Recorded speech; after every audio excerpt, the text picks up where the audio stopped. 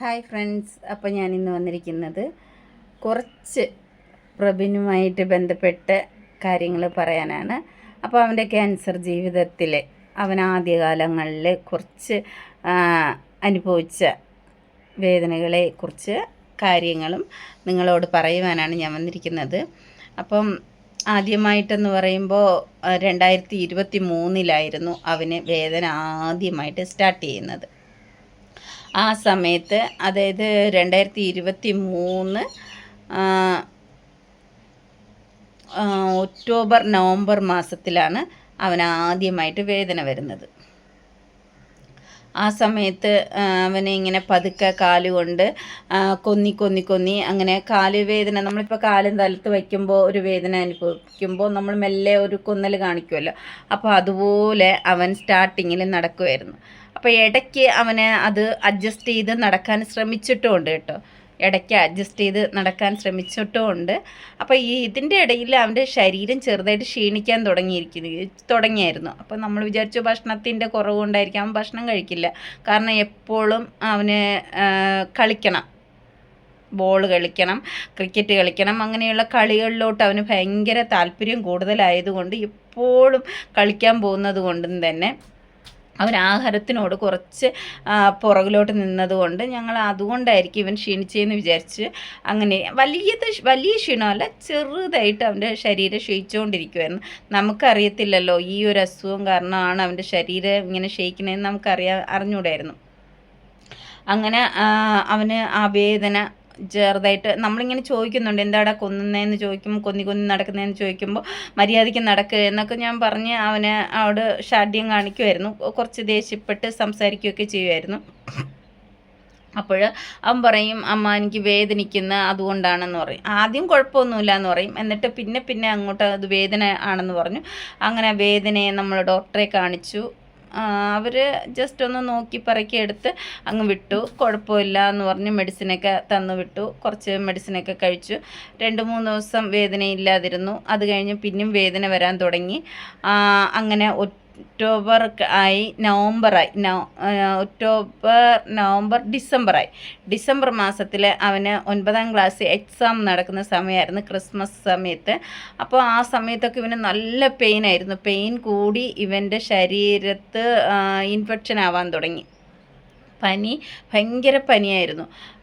അപ്പോൾ ഈ വേദന വെച്ചിട്ടും നമ്മൾ വീട്ടിൻ്റെ അവിടെ നിന്ന് ഈ ഒരു ഹോസ്പിറ്റലിലേക്ക്, പാറശാല ഗവൺമെൻറ് ഹോസ്പിറ്റലാണ് കൊണ്ട് കാണിച്ചുകൊണ്ടിരുന്നത്.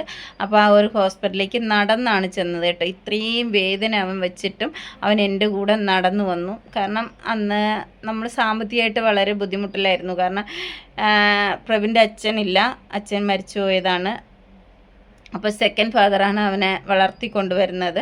അപ്പോൾ കുറച്ച് സാമ്പത്തികമായിട്ടുള്ള ബുദ്ധിമുട്ടുകളും കാര്യങ്ങളൊക്കെ ഉണ്ട്, അന്ന് മുതലേ ഞങ്ങൾക്കുള്ളതാണ്.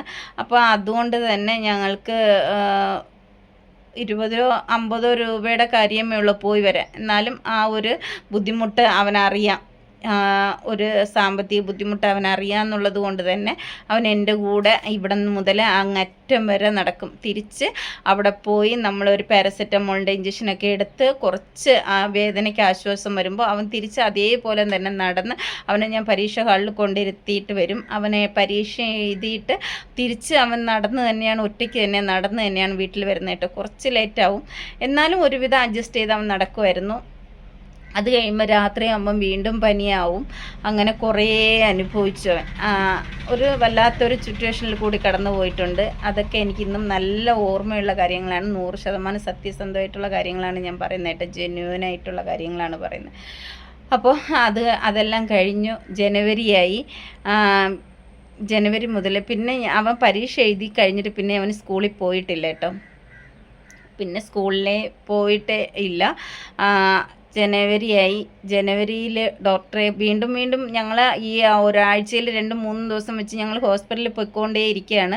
ഒരു രീതിയിലും ഹോസ്പിറ്റലിൽ ആ ഒരു അസുഖം ഇന്നതാണെന്ന് അവരാരും കണ്ടുപിടിച്ചിട്ടില്ല. അപ്പോൾ നമ്മൾ ഒരു ദിവസം യാദൃശ്ചികമായിട്ട് ഒരു ഓർത്തോ ഡോക്ടറെ കാണിക്കാനിടയായി. അപ്പോൾ നമ്മൾ പാറശാല തന്നെ ഓർത്തോ ഡോക്ടറെ കാണിച്ചപ്പോൾ എക്സ്റേ എടുത്തിട്ട് വരാൻ പറഞ്ഞു. എക്സ്റേ എടുത്ത് കാണിച്ചു.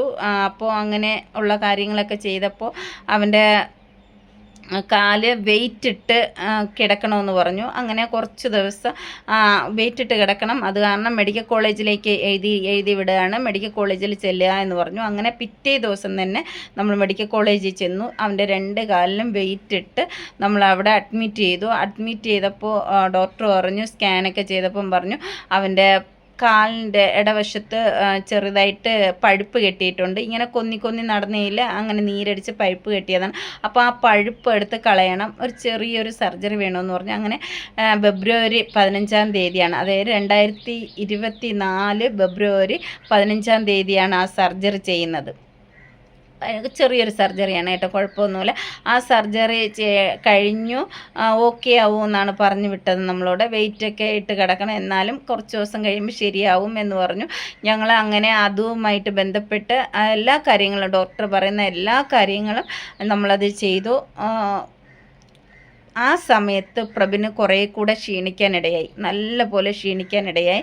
നമ്മൾ എന്തൊക്കെ ഫുഡ് അവന് കൊടുക്കുന്നുണ്ടെങ്കിലും ആ ഫുഡുകളൊന്നും അവൻ്റെ ശരീരത്തിൽ പിടിക്കാത്ത അവസ്ഥയായി. അത് കഴിഞ്ഞിട്ടും വേദന കുറയുന്നില്ല. സർജറി കഴിഞ്ഞു, കുറച്ച് ദിവസങ്ങൾ കഴിഞ്ഞു നമ്മൾ വീട്ടിൽ വരുന്നു. വീട്ടിൽ വന്നിട്ടും ആഴ്ചതോറും ഡോക്ടറെ കാണാൻ മെഡിക്കൽ കോളേജിലേക്ക് പോകുന്നു, എടുക്കുന്നു. എന്ത് വന്നാലും ഈ വേദനയ്ക്ക് ഒരു കുറവുമില്ല. നമ്മൾ എന്തൊക്കെ മെഡിസിൻ കഴിച്ചിട്ടും കുറവില്ല. കാരണം ഈ ഒരു പഴുപ്പ് തന്നെ അന്ന് തന്നെ പത്തോളജിയിലേക്ക് അയക്കുന്നുണ്ട്, ബയോപ്സിക്ക് അയച്ചിട്ടും ആ ഒരു റിസൾട്ടിലും നെഗറ്റീവാണ് വരുന്നത്.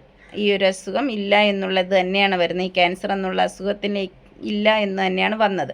അപ്പോൾ അതുകൊണ്ട് തന്നെ ആയിരിക്കാം അവർക്ക് ഇതൊരു സംശയമായി, അവർക്കും കണ്ടുപിടിക്കാൻ പറ്റാത്തത് എന്ന് തന്നെയാണ് എനിക്കും തോന്നുന്നത്. കാരണം ഞങ്ങൾ കാണിക്കുമ്പോൾ ഒക്കെ മെയിൻ ഡോക്ടറെയാണ് കാണിക്കുക, ജൂനിയർ ഡോക്ടറെ ഒന്നും അല്ല ഞങ്ങൾ കാണിച്ചുകൊണ്ടിരിക്കുന്നത്.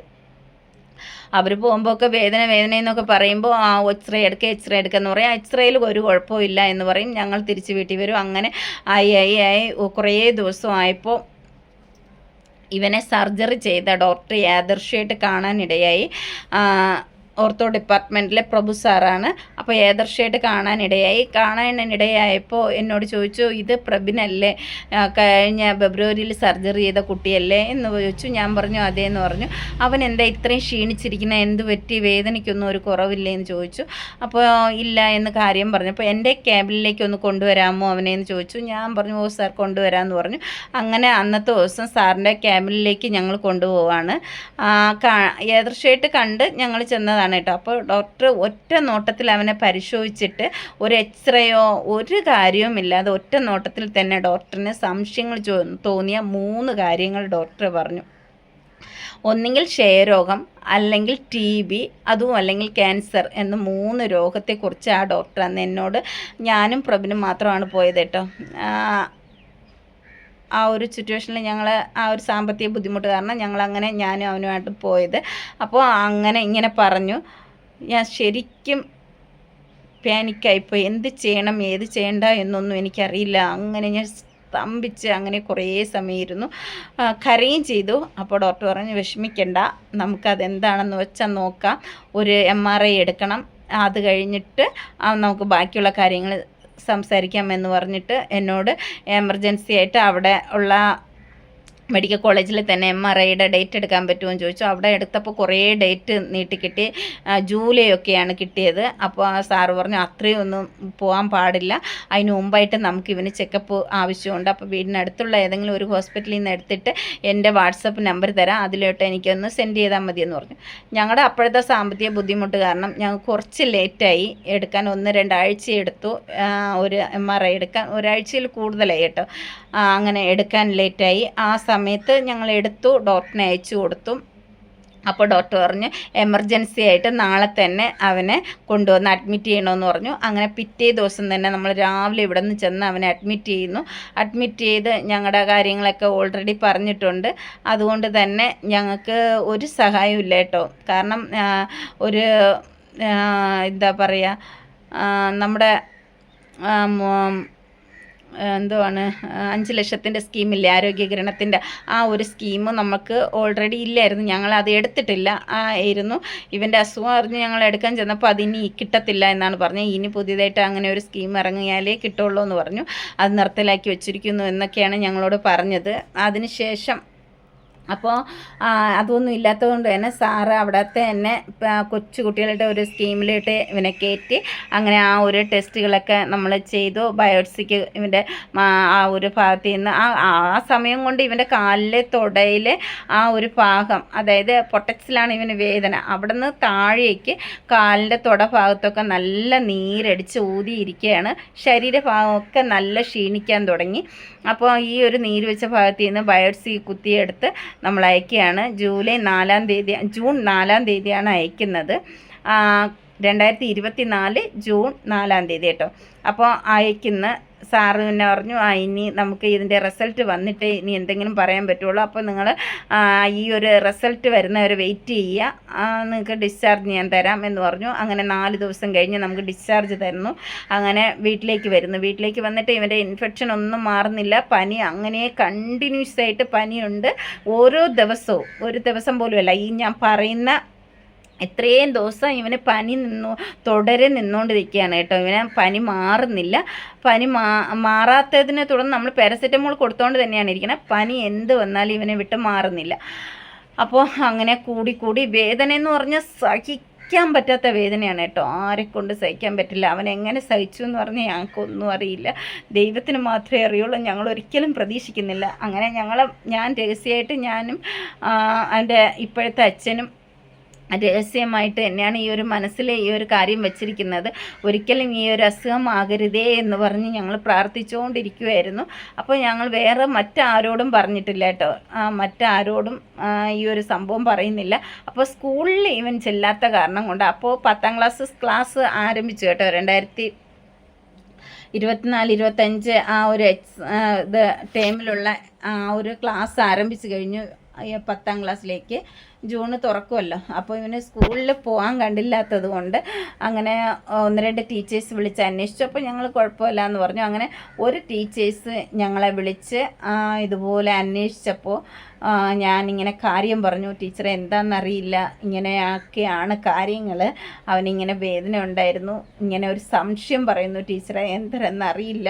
അപ്പോൾ നമുക്ക് അതിൻ്റേതായിട്ടുള്ള കാര്യങ്ങളിലേക്ക് ടെസ്റ്റിലേക്കൊക്കെ ഞങ്ങൾ അയച്ചിരിക്കുകയാണ്, അത് വരുന്നവരെ നമുക്ക് വെയിറ്റ് ചെയ്യണം എന്ന് പറഞ്ഞു. അങ്ങനെ അന്ന് മുതൽ ആ ടീച്ചർ ഞങ്ങളെ കൂടെ ഉണ്ട് കേട്ടോ. ഇന്ന് ഈ നിമിഷം വരെ ആ ടീച്ചർ ഞങ്ങളുടെ കൂടെ തന്നെയുണ്ട്.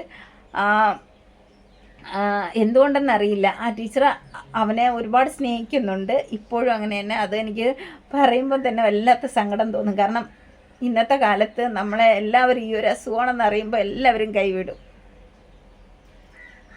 ആ സ്ഥാനത്ത് എങ്ങനെയെന്നറിയില്ല, അവൻ്റെ ഒരു എന്താ പറയുക, ഒരു അമ്മ തന്നെയാണ് എങ്കിൽ അങ്ങനെ എനിക്ക് പറയാൻ പറ്റുള്ളൂ. കാരണം അവരങ്ങനെയാണ്. ഒരിക്കലും ഒരു അമ്മയ്ക്ക് ഒരു മക്കളെ നമുക്ക് ഉപേക്ഷിക്കാൻ പറ്റില്ലല്ലോ. അതേപോലെ തന്നെയാണ് അവർ ഇന്നും അവനെ ഉപേക്ഷിക്കാതെ അവൻ്റെ കൂടെ കൈ ചേർത്ത് പിടിച്ച് ഇന്നും മുന്നോട്ടുണ്ട്. അവൻ്റെ ഓരോ വിജയത്തിലും അവൻ്റെ കൂടെ ഉണ്ട്, അന്ന് മുതൽ ഇന്ന് ഈ നിമിഷം വരെ കേട്ടോ. അപ്പോൾ അതവിടെ നിൽക്കട്ടെ, ആ മാറ്റർ അല്ലല്ലോ ഞാൻ പറയാൻ വന്നത്. അപ്പോൾ അവർ അങ്ങനെ അറിഞ്ഞു, അന്ന് മുതൽ നമ്മുടെ കൂടെ തന്നെ ഉണ്ട്. അങ്ങനെ കാര്യങ്ങളൊക്കെ അങ്ങനെ പോകുമ്പോൾ ഇവന് ഇൻഫെക്ഷൻ കുറയാതെ ഇങ്ങനെ നിൽക്കുന്നു. ഇതിൻ്റെ ഇടയിൽ ഞങ്ങൾ വിളിച്ച് പത്തോളജിയിൽ അന്വേഷിക്കുന്നുണ്ട്, റിസൾട്ട് ആയോന്ന് ഇല്ല എന്ന് പറയുന്നു. അപ്പോൾ ഇവന് ഒട്ടും പെയിൻ സഹിക്കാൻ പറ്റാതായപ്പോൾ ഞാൻ ഡോക്ടറെ വിളിച്ച് ഡോക്ടർ അന്ന് എടുത്തില്ല. സർജറി ഇതുള്ള ദിവസം ആയതുകൊണ്ട് അന്നത്തെ ദിവസം എടുത്തില്ല. പകൽ വിളിച്ചപ്പോൾ എടുത്തില്ല. രാത്രി തിരിച്ച് ഡോക്ടർ എന്നെ വിളിച്ചിട്ട് ചോദിച്ചു എന്താ കാര്യമെന്ന്. അപ്പോൾ ഞാനിങ്ങനെ കാര്യം പറഞ്ഞു. പ്രബിനൊട്ടും വയ്യ ഡോക്ടറെ, ഇൻഫെക്ഷൻ കുറയുന്നില്ല, നല്ല പനിയാണ്, കുറയുന്നേ ഇല്ല, അവനെ കണ്ടിട്ട് എനിക്ക് സഹിക്കാൻ പറ്റുന്നില്ല എന്ന് കാര്യങ്ങൾ പറഞ്ഞപ്പോൾ സാറ് പറഞ്ഞു രാവിലെ തന്നെ അവനെ കൊണ്ടുവന്ന് അഡ്മിറ്റ് ചെയ്യാൻ പറഞ്ഞു.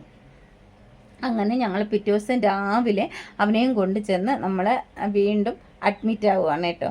അപ്പം വീഡിയോ ഒരുപാട് അങ്ങ് ലെന്തായി പോവുകയാണ്. ഞാൻ ചെറുതായിട്ട് ഇതിൻ്റെ അടുത്ത ഭാഗം ഞാൻ അടുത്തൊരു വീഡിയോയിലിടാം. അപ്പോൾ ഇന്ന് ഇത്രയേ ഉള്ളൂ. ബൈ.